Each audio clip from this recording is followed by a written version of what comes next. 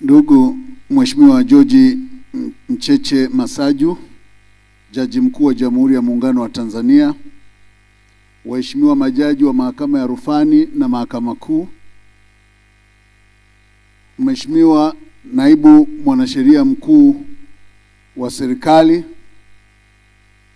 Mheshimiwa Naibu Wakili Mkuu wa Serikali, waheshimiwa majaji wastaafu, Mheshimiwa Msajili, watumishi wa serikali, waheshimiwa viongozi wa dini, wanachama wa Chama cha Wanasheria Tanganyika, mawakili wasomi mliopokelewa hivi karibuni leo asubuhi hii, waandishi wa habari, mabibi na mabwana.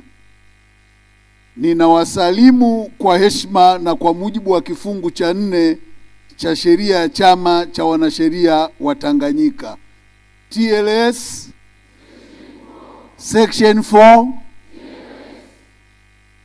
Mheshimiwa Jaji Mkuu, nianze kwa kumshukuru Mwenyezi Mungu mwingi wa rehema kwa kutujalia uhai, afya njema na kutuwezesha kukutana katika siku hii adhimu ya kuwapokea wanachama wetu wapya katika taaluma hii tukufu ya sheria. Ni furaha kubwa na heshima ya kipekee kusimama mbele yenu katika tukio hili lenye maana kubwa, si tu kwa maisha yenu binafsi, bali pia kwa mustakabali wa haki na utawala wa sheria nchini. Aidha, nachukua fursa hii pia bila kuathiri hatua zozote zinazoendelea kutoa pole sana kwa wananchi waliofiwa, kupoteza ndugu, jamaa na marafiki, na wale waliopata madhara mbalimbali ikiwemo uharibifu wa mali uliotokana na changamoto za uchaguzi mkuu wa Oktoba 29. Na ni imani yangu kwamba Mungu atatuonesha namna bora ya kutoka katika changamoto hii tukiwa wamoja zaidi. Nawapongeza kwa dhati kila mmoja wenu kwa kufanikisha hatua hii muhimu. Safari yenu hadi leo imejaa bidii, uvumilivu na kujitolea. Leo mnaungana rasmi na safu ya heshima ya mawakili wa Tanzania, jumuiya ya watoa huduma ya kisheria yenye wajibu mkubwa katika kuhakikisha haki, usawa na ulinzi wa katiba vinadumishwa. Chama cha Wanasheria wa Tanganyika kinaendelea kujivunia mafanikio tangu kuanzisha kwake takriban miaka 70 iliyopita. Ni miaka ya mafanikio yaliyotokana na juhudi na uongozi wa wanachama wake waliotangulia na waliopo. Hivyo kuapishwa kwenu leo ni sehemu ya kuendeleza urithi huo na kuandika ukurasa mpya wa uongozi na uwakili wenye tija kwa taifa letu. Ndugu zangu, katika siku hii ya kihistoria, naomba niwape nasaha chache au nyingi zifuatazo. Kwanza, jambo la kwanza la kufahamu kwamba uwakili ni wito wa kuhudumia jamii, sio kazi ya kawaida.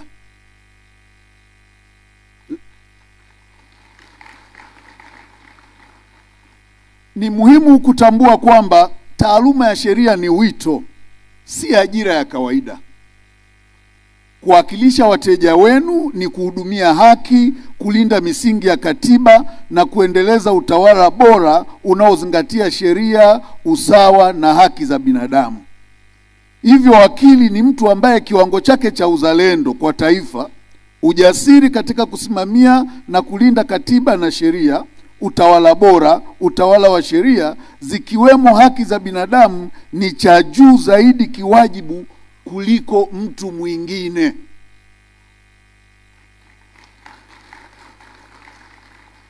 Hapa mnatoka mahakimu, wanatoka wanasheria wa serikali, mnatoka maprosecutor, mtatoka mawakili. Unaposhika karatasi kufanya kazi, jua unafanya kazi hiyo ukiwajibika kwa Mungu, na ifanye kwa kiwango kama kwa ubora ambao hutaufanya tena, na Mungu akikuuliza utasema that is the only best thing I can do. Jambo la pili, mawakili ni nguzo katika jamii. Jamii inawaona ninyi kama walinzi wa haki, uadilifu na ukweli. Mnapaswa kuwa tayari kuhudumia umma katika mazingira yoyote, yawe mazuri au magumu, bila uoga, hofu, husda wala upendeleo. Nipende kuwakumbusha pia mnalo jukumu kubwa la kusimamia utawala wa sheria, haki za binadamu na utawala bora kwa mustakabali wa maendeleo endelevu na ulinzi wa rasilimali za taifa. Tunaweza tukawa na majeshi yenye kila aina ya silaha. Tunaweza tukawa na makombora. Ukishakuwa na mawakili vilaza, taifa hilo litapigwa na kila mtu. Siku hizi watu wanagombana kwenye karatasi, kwenye mikataba ya kimataifa, kwenye namna ya kuikamata dunia kibiashara, kiuchumi. Tuna wajibu mpana wa kuelewa kwamba sisi, yani wewe ni bondia. Unajua football tunasemaga kuna teamwork. Mnashirikiana, mnakuwa 10, 12, 11, 12 refa akiwa upande wenu, 11. Lakini unapokuwa wakili ni sawa sawa na jeshi, lakini la mtu huyo aliyetumwa na taifa lake. Popote unapokwenda, do the best of what we can for your nation. Huo ndio uzalendo tunaotarajia kutoka kwako. Ukiwa mbele ya hakimu, fanya tafiti, jiandae, wasilisha, ambapo hata ukitoka utamfanya hakimu atabasamu na atamani kesho uje kuendelea. Vivyo hivyo kwa jaji na kwa maafisa wengine unapofanya kazi zetu. Unaposhauri viongozi, shauri kwa ukweli bila hofu. Nimefanya kazi kidogo, kuna wakati unaletewa faili unaambiwa, nadhani uandike hivi. Mwambie hapana, hebu hicho unachotaka andika kwa maandishi. Alafu wewe ikifika cha kwako, fuata sheria, katiba, miongozo na kanuni zinavyokutaka to the letter. Jambo la pili, uadilifu wenu ni mtaji kwenye hii kazi mnaofanya. Lazima mjue, uadilifu wenu ni mtaji. Sifa na tabia njema ni hazina isiyopimika. Uaminifu kutoka kwa wateja, mahakama na jamii unajengwa kwa muda mrefu, lakini unaweza kuporomoka kwa kosa moja. Napenda kuwaasa kudumisha uadilifu kama dira yenu ya kitaaluma, pamoja na kuzingatia maadili kwa mujibu wa sheria. Wakili sio mtu wa ovyo ovyo. Tunaelewa mmepitia law school, mkapita huku. Lakini kama ilivyo chujio ya chai, kuna wakati vipunje vya majani yale yanadondoka kwenye chai. Tunao mawakili wa sampuli hiyo. Chukua nyumba za mirathi, shirikiana na madalali, unauza, hela unakula. Unapokea hela za wateja, hatuendi mahakamani kwa wakati wala kuwawakilisha kwa uweledi. Wengine tunaita kupiga huku na huku. Unakula kwa mteja wako, unakula kwa kule. Ukweli, wakili wa namna hiyo ni dhambi. Kwa sababu ukiondoa wachungaji, siku zote ninasema wachungaji ni watendakazi shambani mwa Bwana. Sisi ni delegatus wa Mungu kwenye kutoa haki, ni juu ya watendaji. Kwa hiyo kiwango chetu cha uadilifu kinatakiwa kiwe juu zaidi ya watumishi wote unaowaona duniani. Jambo lingine, elimu endelevu. Ukiingia kwenye tasnia na taaluma hii, soma. Sio unabaki na vistatuti vyako na tuvitabu twa mwaka 74 mpaka tumebadili rangi. Unafikiri you are there. Hutakuwa na msaada kwako, lakini vile vile hutaweza kuingia kwenye ushindani wa soko. Soma, jiendeleze. Hudhuria CLE. Fanya tafiti. Siku hizi unakuta kuna vikao vya mahakama ya rufani. Wakili yuko kuangalia mechi ya TRA na Yanga. Hafikiri kwamba huu muda dakika masaa mawili haya nikae pale nione kitu gani kinaendelea. Huoni hilo jambo. Hatujifunzi. Ndio maana wakati fulani tunashindwa kuzishauri mahakama au kuzishawishi mahakama vizuri, kwa sababu we are so damn closed. Yani hujui chochote wakili, unanyenyuka na ka authority kako ka mwaka 44 ambako ni so irrelevant. Alafu mwisho tutabaki kulaumiana. Soma, jiandae na ukubali kwamba hujui kila kitu. Uliza kwa walio kutangulia.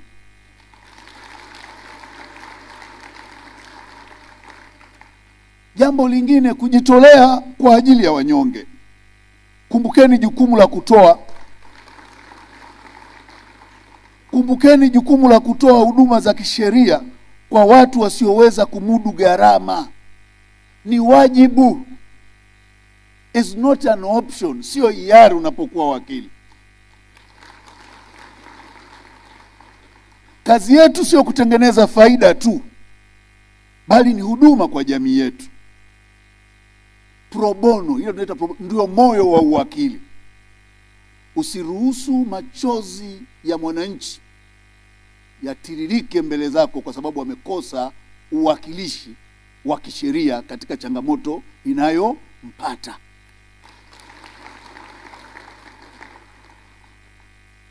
Tambueni na kuheshimu mahakama.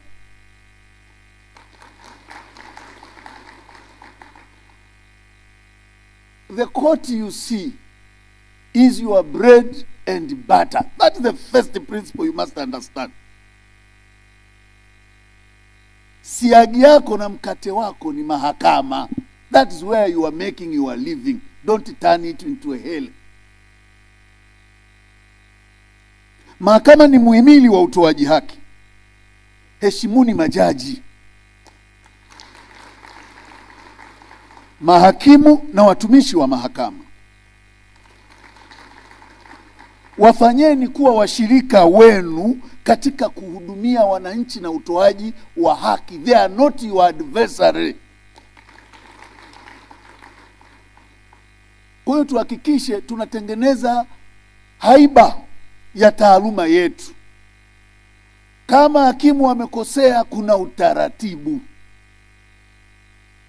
Kama jaji amekosea, kuna utaratibu. Kama hujaridhika na uamuzi, kuna utaratibu.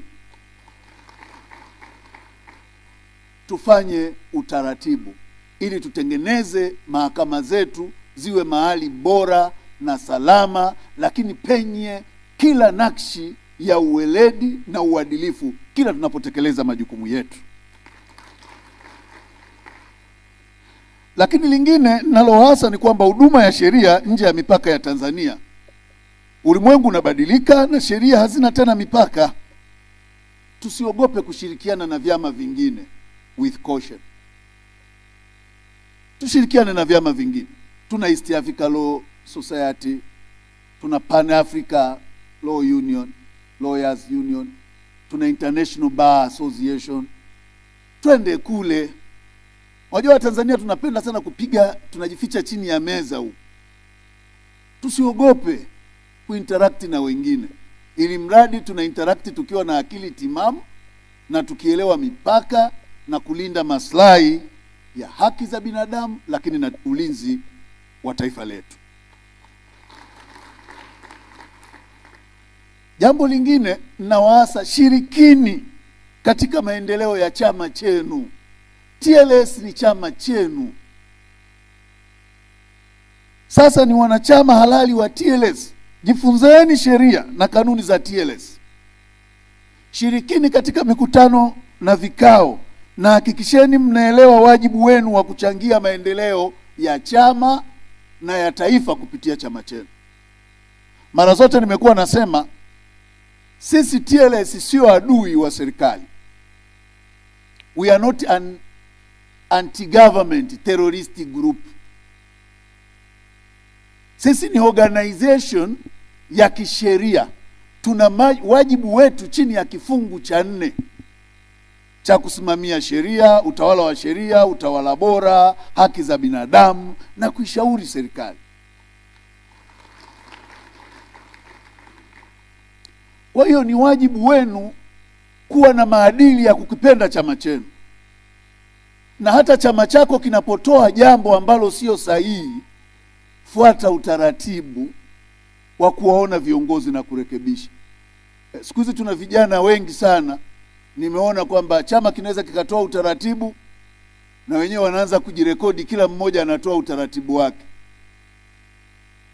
Kanuni za TLS ukizisoma kimya kimya ni kama chama cha wachawi hivi. Ukitoa siri zetu tunakuua kitaaluma. Will take you out. Hatuwezi kula mtu afu katoa siri zetu. Maana yangu ni nini? Kwamba TLS ni taasisi ya kitaaluma. Tunapotoa maelekezo au misimamo ya kitaaluma ni misimamo ya kichama. Sisi hatufanyi kazi kwa dukuduku, kushindana na dola, kushindana na mtu. Hapana, tunachotaka ni kulinda integrity na supremacy of rule of law. Kwa hiyo mjue mnaingia sasa, nyinyi ni mawakili. Jifunze kwa kila mtu kuwa mnyenyekevu, kwa sababu kuna wengine akifika pale mahakamani anafikiri karani wa mahakama hajui. Mimi nilichojifunza, makarani wanajua mambo mengi sana kuliko sisi mawakili. I don't know if you understand that. Unaweza kufika pale na kuambia umekosea hapa, hapaendi hivi, usivimbishe kwamba una certificate umepewa na jaji mkuu. Rudi kule, tulia, jifunze kwa kila mmoja. Ukifika mahakamani umekuta senior, wapishe, ndio utaratibu, kwa sababu unaendelea kujifunza. Sasa unakuta mtu anasema mimi nafahamiana na karani tu, nikifika pale na mkonyeza na waacha wale senior wamezubaa kwenye corridor. Tunaposema twende kwa kufuata seniority ni kwamba senior anapomuaddress judge, anamuaddress hakimu, unajifunza kitu cha kufanya. Ndio maana saa hizi courtesy hakuna. Unamkuta wakili wakati fulani unajibizana na hakimu, utafikiri kikundi cha wavuta bangi. Ni kwa sababu hamtoi fursa ya kujifunza. Na always kwenye sheria ni kujifunza. Understand there is a seniority. Mkubwa anajifunza kwako, lakini na wewe tayari kujifunza na kuwa mnyenyekevu wakati wote. Sheria na maendeleo ya taifa. Chukueni wajibu katika kukuza uchumi wa taifa.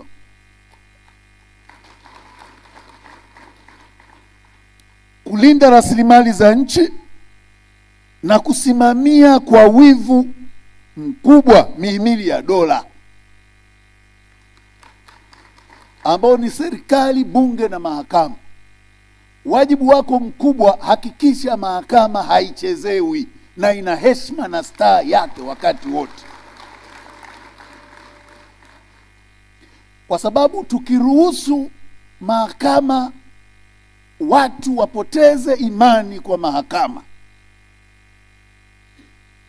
we are doomed. Zamani wakati wa babu zetu angalau uchawi ulikuwepo wa kweli, walikuwa na uwezo. Ukinyimwa haki unakwenda kuloga na mtu anakufa.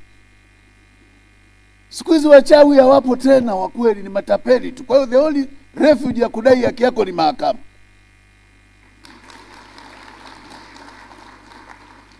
Tukiharibu hii,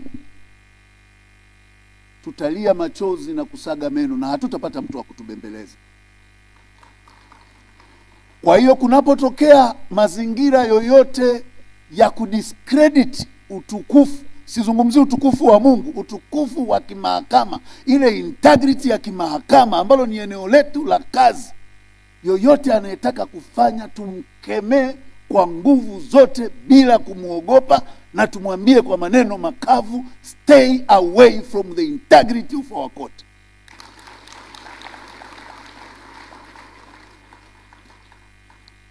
Ndugu zangu, kwa kumalizia, nawapongeza sana kwa hatua hii ya kipekee, na watia moyo muwe mawakili wenye dhamira, maadili na ujasiri. Hudumieni watu kwa huruma. Nimewaambia nyinyi ni delegatus wa Mungu. Our God is a lawyer. Mungu sio mwinjilisti wala shehe wala askofu. Mungu ni mwanasheria. Popote alipotokeza alijitokeza kisheria. Rudi kwenye maandiko yote. Kwa hiyo mna wajibu mkubwa wa kimaadili. Tuelewe maeneo yetu na mazingira ya kubehave na namna ya kubehave. tusijae Mwanza, Arusha na Mbeya na Dar es Salaam. Nataka kuwapa siri. Tawanyikeni, kafanyeni. Tawanyikeni, kafanyeni kazi. Wakili, kuna watu wamesoma mawakili unamkuta ni benki tela kwa sababu wanataka kukaa mjini. Kweli wakili unaacha utukufu, yani kutoka Mungu ndio wewe, unaenda kuwa benki tela? Nendeni kwenye maeneo ya pembezoni. Mtu anayekwambia kazi zimeisha si kweli. Nenda maeneo ya pembezoni. Mahakama ziko maeneo yote karibu sasa. Nenda maeneo kama Chunya. Nenda maeneo kama Geita. Nenda maeneo sijui unaenda Lindi kule. Nenda maeneo unakwenda unashuka zako kule, unaenda Mpanda. Kuna maeneo mengi. Acha kukaa huko maeneo. Kuna watu utakuta tumekaa huko na ndevu mpaka kila mtu amekariri njia za kuja ofisini kwetu kule kwa tunanyang'anyana hapo. Go, nenda kajitafute. Jenzi mnasema kujitafuta. Nenda kajitafute, utajipata. Karibuni sana katika taaluma ya uwakili. Natambua pia uwepo wa mwenyekiti wa umoja wa mawakili vijana. Niliambiwa atakuwepo hapa, sijamuona. Kwa hiyo vile vile ni chukue nafasi hii kuwakaribisha katika umoja huo ambao tunaufikiria kwa namna tofauti. Tunaupenda lakini vile vile tunauangalia kwa namna ulivyo, kuona namna gani ya kuboresha. Kwa hiyo tunaomba mnapofika, karibuni, jifunzeni. Tunawapenda. TLS iko tayari kushirikiana na ninyi.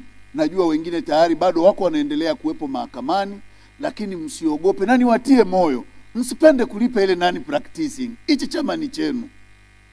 Waheshimiwa majaji, ukitoa tu 400,000 kwa mwaka unapungukiwa nini? Lipeni kama mchango kwa chama chenu.